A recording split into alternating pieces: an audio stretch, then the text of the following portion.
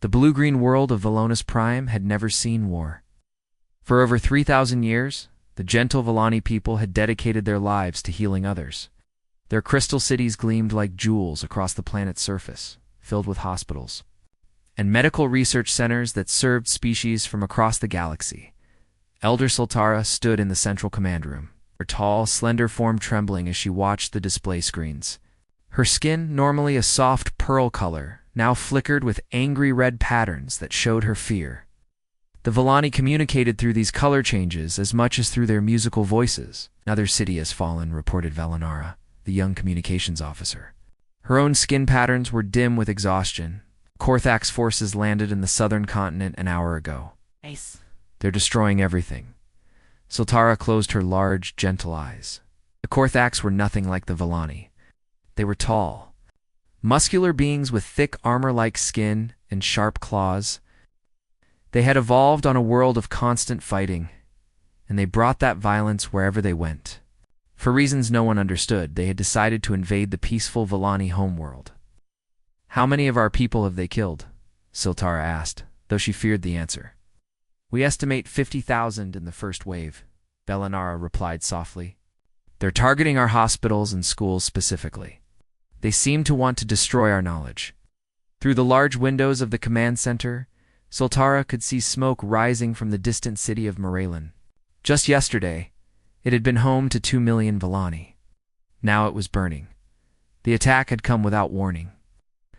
Korthak's warships had appeared in their system 3 days ago, ignoring all attempts at communication. The Volani had no military, no weapons, no way to fight back. They had never needed such things. Their world held no valuable minerals or strategic locations. They were simply healers who wanted to help others. Elder called out Morthen from his research station. "I've been studying the Korthak's communications we intercepted. They're not here for resources." "Then why?" Sultara asked. Morthon's tentacles moved nervously across his control panel. "They consider us weak. They believe that peaceful species should not exist. They want to eliminate us to prove their strength." Sultara felt her heart sink. The Korthaks weren't even conquering them for practical reasons. They were killing the Volani simply because they could. Another explosion shook the building. The windows. They could see Korthak's dropships landing in the city center. These were massive, ugly vessels that looked more like weapons than transportation. Soldiers poured out of them, their heavy footsteps echoing through the streets. "We have to ask for help," Valinara said urgently. "Someone in the galaxy must be willing to assist us." Sultara nodded sadly. The Volani had always helped others without asking for anything in return. Now they desperately needed that kindness returned. But she knew how dangerous the Korthaks were. They had conquered 17 star systems already. Most civilized species were too afraid to challenge them. "Send out the distress signal," she ordered. "Use all frequencies. Ask for humanitarian aid, medical supplies, anything." Valinara's fingers flew across her controls. Within minutes, their desperate message was racing across the galaxy at faster than light speeds. The transmission was simple but heartbreaking. "This is Elder Sultara of the Volani people. Our world is under attack by the Korthaks Empire. We are a peaceful species with no military capabilities. They are systematically destroying our cities and killing our people. We have provided medical aid to dozens of species over the centuries. Now, we desperately need help. Any assistance would be gratefully received. Please, if anyone can hear this, help us." Hours passed with no response. Sultara watched the tactical display as more Korthak ships arrived in orbit. Red markers appeared across the planet's surface, showing where their forces had landed. Each marker represented thousands of Volani lives in danger. "We're receiving responses," Valinara announced suddenly, her skin brightening with hope. "Many species are willing to help?" Sultara asked. Valinara's patterns dimmed again. "Most are expressing sympathy, but saying they cannot provide military assistance. The Regeline Coalition sent medical supplies, but their ships won't arrive for 2 weeks. The Andorian Republic offered to take refugees, but they don't have enough ships to evacuate our population." Sotara felt despair creeping in. 2 weeks would be far too late. At the rate the Korthax were advancing, her people would be extinct within days. Wait, Velinara said, her voice filled with surprise. There's one more response. It's from somewhere called the Terran Republic. Never heard of them, Morthen said from his station. Let me check our databases. What do they say? Sultara asked. Velinara read the message aloud. Distress signal. Received and understood. Terran Republic responding immediately. Aid package being dispatched to your location. Its estimated arrival time. 72 standard hours. Hold on. Help is coming. The message was short and simple, but something about it made Sultara feel a spark of hope. While other species had sent long explanations about why they couldn't help, these Terrans had simply said they were coming. Sir Morthen called out. I can't find much information about this Terran Republic. They seem to be a relatively new spacefaring species from an unknown sector. Any military capabilities? Sultara asked. Unknown, Elder, but if they're willing to help when no one else will, perhaps we shouldn't question it too closely. Outside, another Korthax ship landed in the distance. But for the first time in days, Sultara allowed herself to hope. Someone was coming to help them. She just prayed they would arrive in time. Research analyst Morthen had not slept in 36 hours. His tentacles moved frantically across multiple data terminals as he searched through every database the Villani had access to. Around him, the emergency command center buzzed with desperate activity. But his focus remained locked on finding information about their mysterious would-be rescuers. Anything yet? Elder Sultara asked, moving quietly behind his workstation. Her skin patterns showed exhaustion mixed with hope, but Morthen could see the fear still lurking beneath. Very little, Elder. The Terran Republic appears to be extremely new to galactic affairs. Most of our records don't even mention them. Morthen pulled up a star chart on his main screen. They seem to originate from this system here, in what most civilizations consider unexplored space. Velinara looked up from her communications station. I've been trying to contact other species about these Terrans. The few who have heard of them describe them as ... unusual. Unusual how? Sultara asked. The Centauri merchants mentioned encountering Terran trading vessels about 50 years ago. They described the Terrans as being extremely cautious but fair in their dealings. What struck them as odd was that the Terran ships were incredibly heavily built, almost like they expected to be attacked at any moment. Morthen, his tentacles paused over his controls. I managed to access some deep space survey data, Elder. The planet these Terrans come from. It's not supposed to support intelligent life. What do you mean? Morthen brought up a detailed planetary analysis on the main display. The data made several Villani technicians gasp in shock. Their homeworld has gravity nearly twice what most species consider normal. The atmospheric composition includes dangerous levels of oxygen, a highly reactive gas that would be toxic to most of us. Surface temperatures swing between extremes that would kill most known life forms. That's impossible, Velinara whispered. How could any species evolve intelligence under such conditions? It gets worse, Morthen continued, scrolling through more data.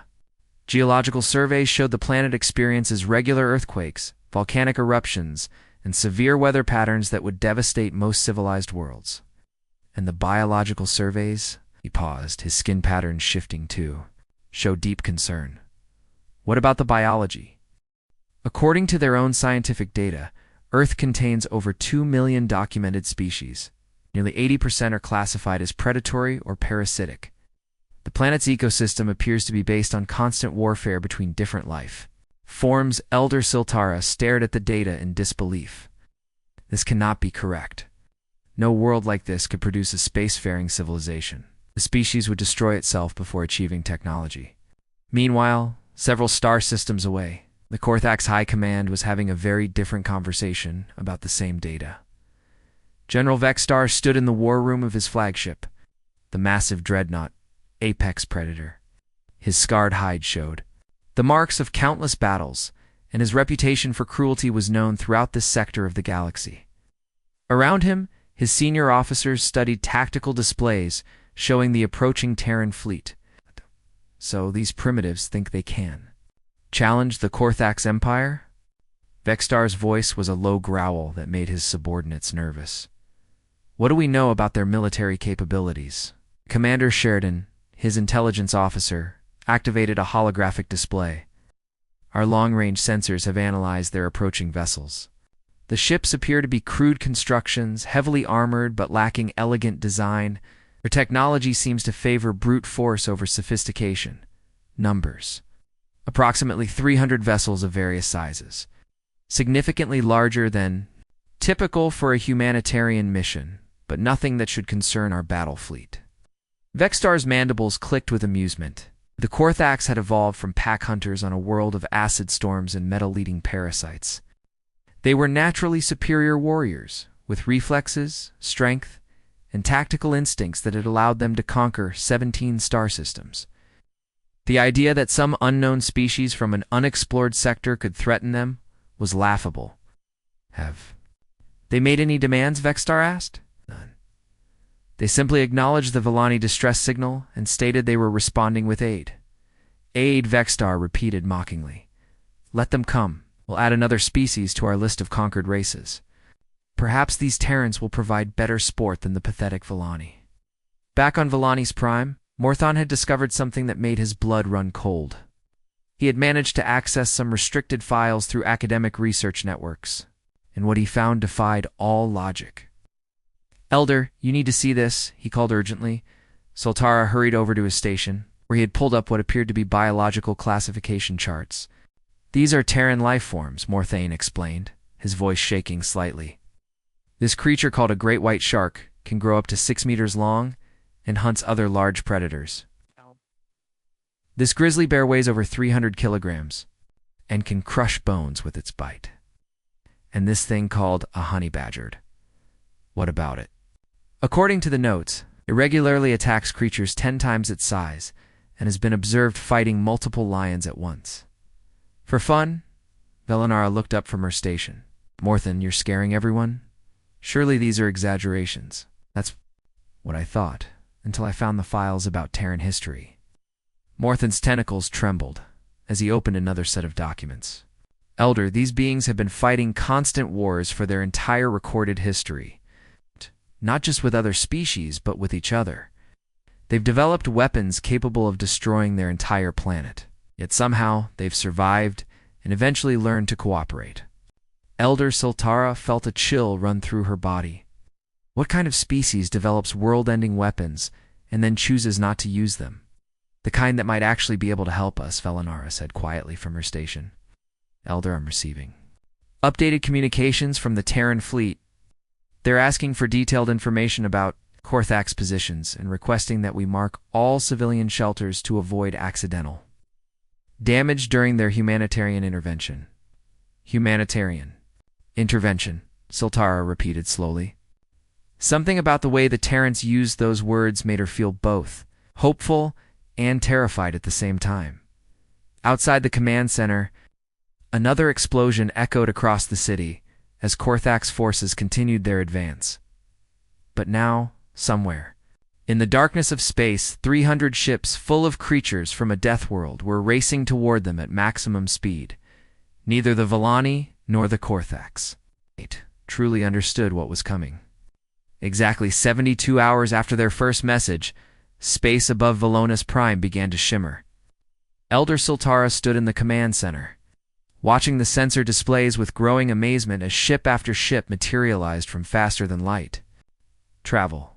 How many?" she whispered, unable to believe the readings. Velinara's voice was barely audible. "Sensors show." "Elder, this cannot be right. One count over 300 vessels. The lead ship was enormous, easily twice the size of the largest. Korthax battleship. It moved with surprising grace for something so massive, its dark hull gleaming with what looked like weapon ports. Behind it came dozens of other warships, each one unique in design, but all sharing the same heavy, practical construction that spoke of serious military purpose. "Incoming transmission from the lead vessel," Velinara announced, her skin patterns flickering with nervous energy. The main screen activated, showing a human female in a crisp military uniform. She had dark hair pulled back in a severe style, and eyes that seemed to look right through them. When she spoke, her voice was calm and professional. But there was something underneath it that made Siltara's spine tingle. "This is Admiral Kim Nari, of the Terran Humanitarian Intervention Fleet. We received your distress call regarding genocide in progress. We are here to provide assistance." Siltara found her voice. "Admiral Kim, we are grateful for your response. However, we should warn you that the Korthax Empire has significant military forces in this system. They have conquered 17 other worlds." Admiral Kim's expression did not change. "Understood. All Korthax forces currently occupying this system have 60 seconds to begin immediate withdrawal, or we will remove them." On a separate communication channel, General Vexstar's scarred face appeared. The Korthax commander was clearly amused by what he was seeing. "I am General Vexstar of the Korthax Empire. You are interfering with legitimate military operations. Your pathetic little fleet should withdraw immediately before we destroy you." Admiral Kim turned slightly to look at the Korthax general. Her voice remained perfectly level. "You have 45 seconds remaining?" Vexstar's amusement turned to anger. "You dare threaten the Korthax? We are the apex predators of this galaxy. We have crushed civilizations far more advanced than your primitive species. Your ships look like they were built by children playing with scrap metal." 30 seconds, Admiral Kim said calmly. "We have over 200 warships in this system," Vexstar snarled. "Your oversized cargo haulers will be space debris within minutes. We are evolved killers, born for war. What could a species of soft primitives possibly do against us?" Admiral Kim glanced at something off-screen, then back at the Korthax general. 15 seconds. Vexstar's mandibles clicked with rage. "You think you can intimidate the Korthax Empire? We have seen your pathetic homeworld in our intelligence. Reports, a death world full of weak creatures playing at being dangerous. We will crush you like we crushed all the others." 5 seconds, Admiral Kim announced. "You insignificant insects will learn what true predators can accomplish," Vexstar roared. Admiral Kim's expression finally changed, showing what might have been the faintest hint of a smile. "Time's up. All units, you are cleared to engage. Rules of engagement are weapons free, eliminate all hostile forces threatening civilian populations." What happened next would be discussed in military academies across the galaxy for generations to come. The Terran fleet did not follow normal space combat doctrine. Instead of the usual long-range exchange of missiles and energy beams, they simply accelerated directly toward the Korthax formation. Their ships moved with a purpose that seemed to ignore the concept of tactical caution. The Korthax opened fire first, their plasma cannons and quantum torpedoes lighting up space with deadly energy. The weapons that had shattered the defenses of 17 worlds struck the approaching Terran vessels and accomplished nothing. The Terran ships absorbed the incoming fire without slowing down. Their shields held easily against weapons that should have crippled them. Energy beams that could slice through standard military armor simply vanished against their defensive systems. "How is this possible?" Velinara gasped, watching the tactical display. Admiral Kim's voice came over the communication channel, speaking to her own fleet. "Enemy weapons appear to be significantly underpowered compared to our specifications. All ships adjust fire control to minimum settings. No point in wasting ammunition." The lead Terran dreadnought fired once, single beam of coherent energy, reached out across space and touched the Korthax flagship. The massive warship that had served as General Vexstar's mobile fortress simply ceased to exist, vaporized so completely that not even debris remained. "Direct hit on enemy command vessel," reported a calm voice from the Terran fleet. "Target eliminated. Moving to next priority." More Terran ships opened fire, their weapons speaking with casual efficiency. Each shot found its target with perfect accuracy. Korthax warships that had terrorized this sector of the galaxy were destroyed, as easily as children's toys. General Vexstar's voice came crackling over emergency frequencies from an escape pod. "Impossible. This cannot be happening. We are the Korthax. We are the strongest warriors in the galaxy." Captain Lee Jae-ho, commanding one of the Terran destroyers, responded with professional courtesy. "General Vexstar, you are instructed to prepare for prisoner processing. Resistance is futile and will result in your destruction." "You don't understand?"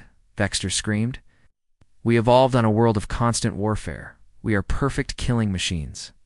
There was a pause before Captain Lee responded, and when he did, his voice carried a note of what might have been pity.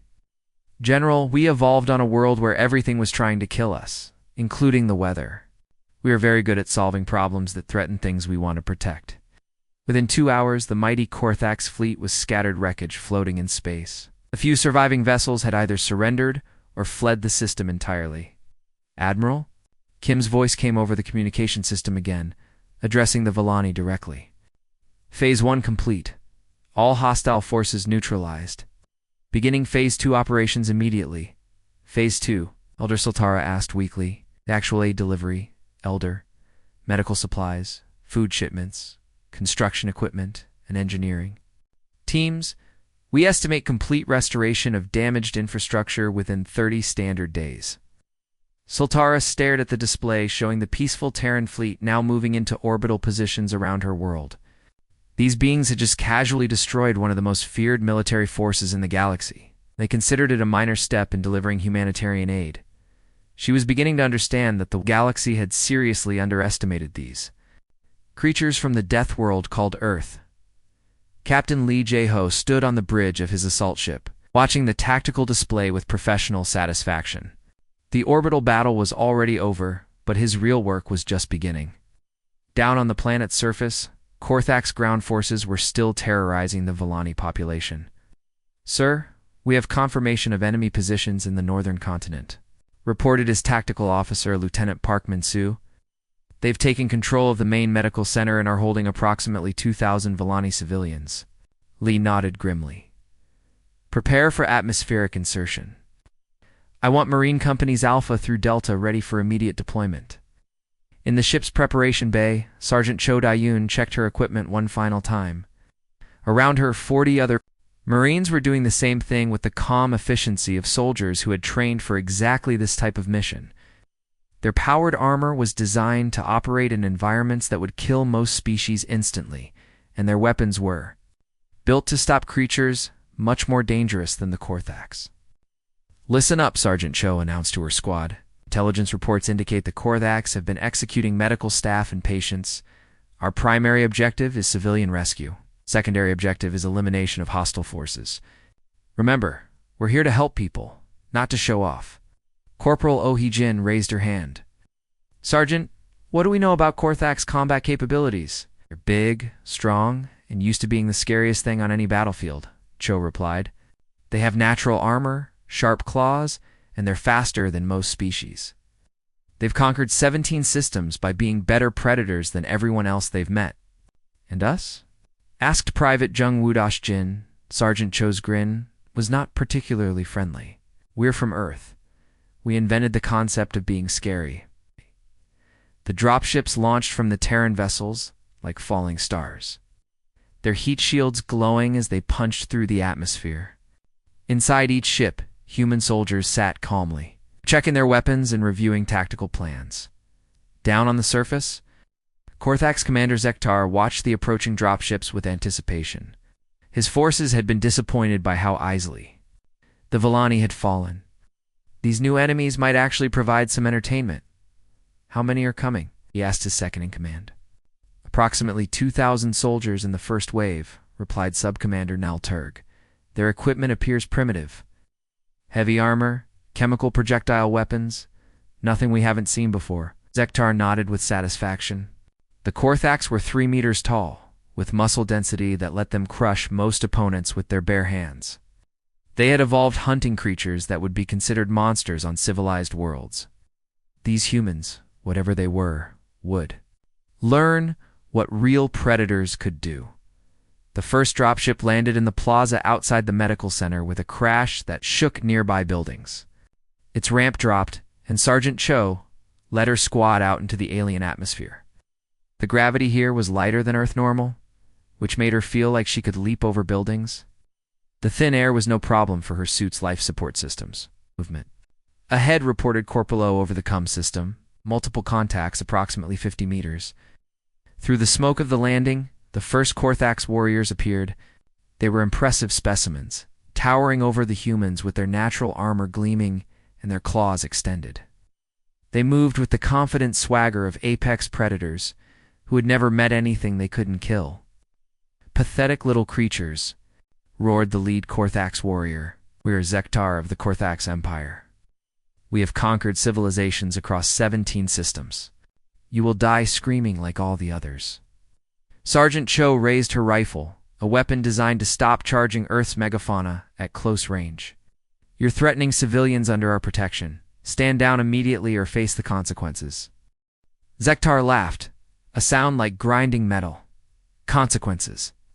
We are the consequences. Your evolution's perfect killing machines." "No," Sergeant Cho said quietly. "You're not." The engagement that followed was brief and decisive. The Korthax had spent centuries being the biggest, strongest, most dangerous things on any battlefield. They charged forward with the confidence of natural predators who had never faced serious opposition. They had never encountered persistence. Hunters from a death world, Sergeant Cho moved through their formation like a force of nature. Her armor absorbed their claws without a scratch. Her weapons punched through their natural armor as if it were paper. Around her, her squad worked with mechanical efficiency, covering each other's movements and eliminating targets with the precision of Earth's apex predator species. Within minutes, the Korthax force was neutralized. Zektar found himself on the ground, his armor cracked and his confidence shattered. Above him, the small human soldier removed her helmet, revealing a young woman with calm, professional eyes. "Commander Zektar," she said politely, "you are now a prisoner of war. Medical treatment will be provided for your injuries, and you will be processed according to galactic humanitarian law." "Impossible," Zektar gasped. "We are the greatest warriors in the galaxy. We evolved to be perfect killers." Sergeant Cho helped him to his feet with surprising gentleness. "Commander, we evolved on a world where the plants try to kill you, the weather tries to kill you, and pretty much everything else definitely tries to kill you. We got really good at staying alive and protecting things we care about. But you're so small," Zektar said weakly. "Size isn't everything," Sergeant Cho replied. "We learned that from honey badgers." Across the planet, similar scenes were playing out. Korthax forces that had terrorized this sector of the galaxy found themselves completely outmatched by soldiers who treated their advanced combat capabilities as routine. Human Marines moved through Korthax positions with the relentless efficiency of evolved survivors, rescuing civilians and securing objectives with minimal casualties. "Captain?" Lee received regular updates from his ground teams with growing satisfaction. "Sergeant Cho, what's your status?" "Medical center secured, sir. 2,000 Villani civilians rescued. Enemy forces neutralized or captured. Beginning evacuation procedures now. Casualties." "What?" "None among our forces, sir. Some minor equipment damage from enemy claws, but nothing serious." Within 12 hours, the Korthax ground invasion was completely broken.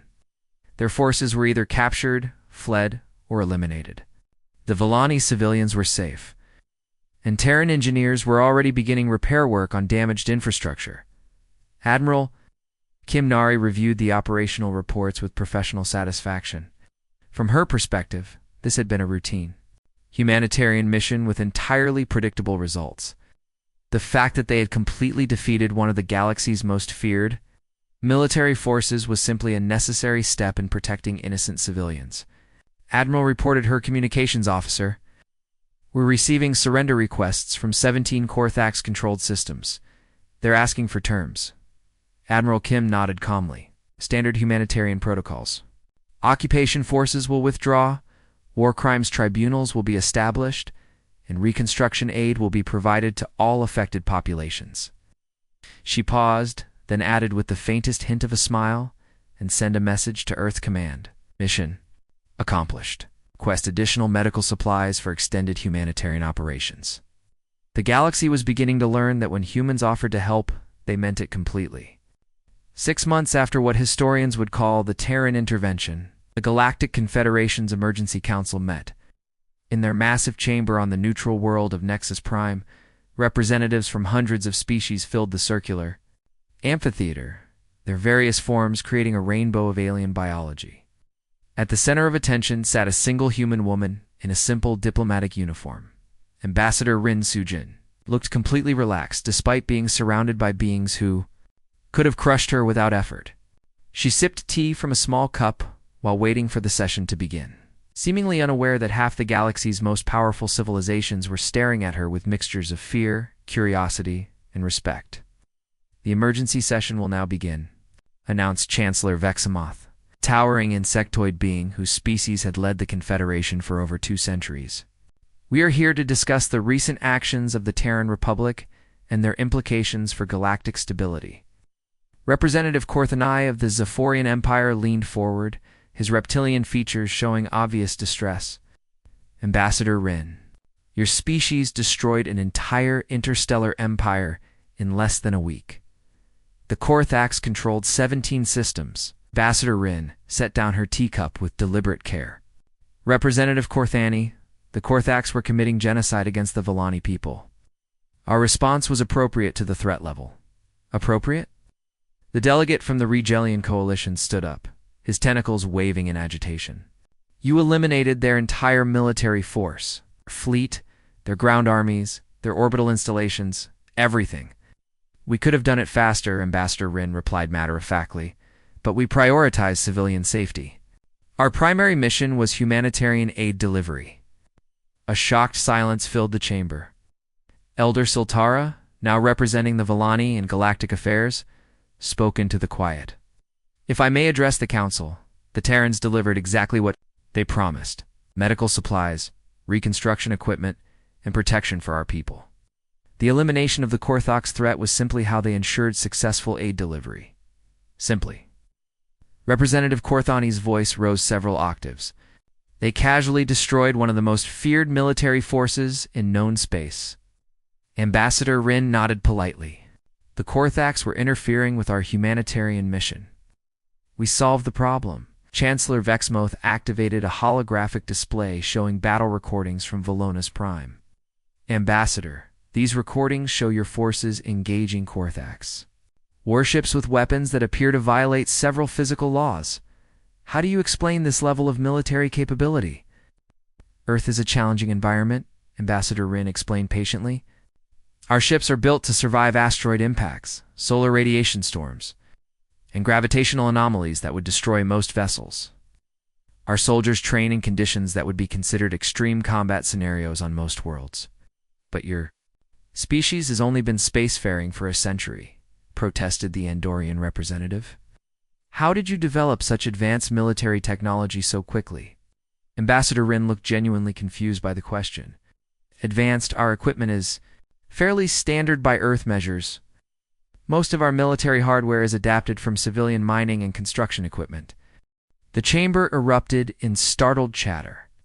The idea that Earth's civilian technology was more powerful than most species' military equipment was deeply disturbing to many representatives. Representative Korthani held up a data pad. "We've received reports from the former Korthax territories. Your forces have established what you call humanitarian occupation in all 17 systems. You've removed their governments, established war crimes tribunals, and begun massive reconstruction projects." "Correct," Ambassador Rin confirmed. "Standard procedure following successful intervention operations." "Standard procedure, Chancellor?" Vexamoth leaned forward. "Ambassador, you've essentially conquered a sixth of this galactic sector. We've liberated 17 oppressed populations and begun reconstruction efforts," Ambassador Rin corrected gently. "Our occupation forces will withdraw once stable. Democratic governments are established and all war criminals have been processed." Elder Siltara stood up again. "Council members, I have spent the last 6 months working with Terran personnel. They are genuinely committed to helping others. Captain Jung Woojin spent more time in his reports documenting successful medical deliveries than he did mentioning the destruction of enemy warships." "That's another thing," said the Regalian delegate. "We've reviewed your military reports. Your officers treat the complete elimination of hostile forces as minor footnotes to aid delivery operations." Ambassador Rin shrugged, removing obstacles. 2 humanitarian missions is routine work. Why would we spend much time documenting it?" A new voice spoke from the observer section. General Vextar, the former Korthax commander, had been brought in as a witness. He was now wearing simple prison clothes instead of his former battle armor, and his once proud bearing was completely broken. "Council members," he said quietly, "you don't understand what these humans are. My species conquered 17 systems because we were the most dangerous predators anyone had ever encountered. The Terrans treated us like annoying insects." "Surely you exaggerate, Representative," Corthani said. Vexstar shook his head. "Their sergeant, a female barely half my size, defeated me in personal combat while simultaneously coordinating the rescue of 2,000 civilians. When I told her we were perfect killing machines, she helped me to my feet and offered medical treatment." Ambassador Rin nodded approvingly. Sergeant Cho mentioned that engagement in her report. She was pleased that civilian casualties were avoided. "The humans fight wars the way most species deliver mail," Vexstar continued, "with calm, efficiency, and attention to detail. They're not warriors, council members. They're something far more dangerous." "What's that?" Chancellor Vexmoth asked. "They're people who genuinely want to help others, and they have the power to make it happen, whether you want their help or not." Chancellor Vexmoth turned back to Ambassador Rin. "What are your government's intentions regarding further expansion?" "We have no territorial ambitions," Ambassador Rin replied. "We simply respond to humanitarian crises when requested. However, we are establishing a permanent humanitarian response fleet to ensure faster response times." "How permanent?" Representative Corthany asked nervously. 500 ships initially, with support facilities in 12 sectors, Ambassador," Rin said casually. "You want to be able to reach any crisis zone within 48 hours. The silence that followed was deafening. 500 ships represented more firepower than most civilizations possessed in their entire militaries. Elder Siltara spoke into the quiet. "Council members, the Terrans have asked for nothing in return for saving my people. They've spent 6 months rebuilding our world using their own resources." When I thanked Admiral Kim for her service, she seemed genuinely confused about why I was grateful.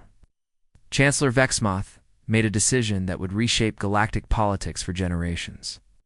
Motion to formally recognize the Terran Republic as a galactic power and to establish new emergency protocols for humanitarian crises. The vote was unanimous.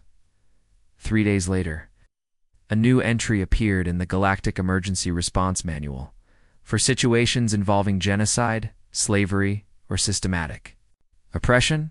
Contact the Terran Republic immediately.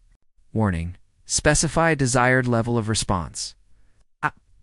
Options include medical aid with light escort through complete elimination of threat, followed by comprehensive reconstruction. Note: humans do not recognize the concept of proportional response.